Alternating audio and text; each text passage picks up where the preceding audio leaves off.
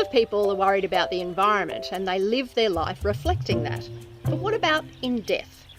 Carly Dalton is an independent funeral director from Greenhaven Funerals in Melbourne, and her thing is eco-friendly funerals. These are the main things. First of all, it starts with the care of the person. So if you want to have an eco-friendly green funeral, we're going to look after them without chemicals.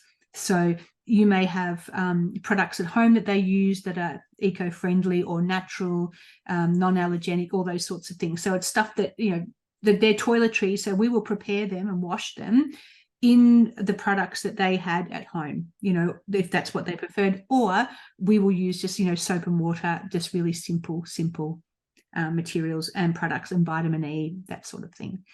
Now, you have to, if you have someone who is in a really bad state or bad condition, and then the family says, well, we really want to see them, and that they can't see them like this because whatever, and that embalming is the only way that they're going to be able to see them, you have to have that conversation. I've had that situation before where we had someone pass away, the way they died and their condition, and they chose us because we were green. They chose us because we offered the green natural burial, or green and natural death care.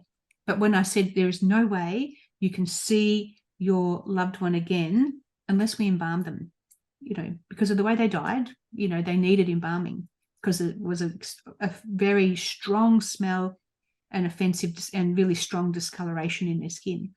And the woman said, well, I'm sorry, but my desire to see that person far outweighs the eco-friendly requirement. So throw the green to the side and get the embalming going because I want to see him. So that was that discussion. So, but I think really green and eco-friendly and natural is all about keeping things simple. So very simple care of the deceased person, using a coffin or casket made from natural materials, sustainably grown materials, keeping like cotton as a drapery, unbleached calico, but everything very simple, keeping the funeral itself simple. So maybe not traveling hundreds of kilometers, maybe, people not buying, huge, big floral arrangements, but people bringing some flowers from their garden, people bringing a plate rather than hiring caterers who, big trucks and things. It's all about keeping everything simple. So, but the thing with natural burial grounds, though, is they're not cheap, So if you're going metropolitan Melbourne to a natural burial ground, it's going to be expensive. If you're going regional and you've got a country cemetery that's happy to do shrouded burials or natural burials, then you can find, very reasonably priced. But metropolitan Melbourne, natural burials are not a cheap exercise.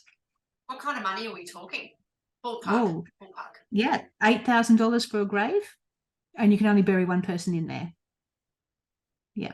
So, and then you put your funeral director's fees if you're going to have a graveside or you're going to have another service as well. You could be paying anywhere between another $4,000 to $6,000. So before you know it, you're nearly up to 20.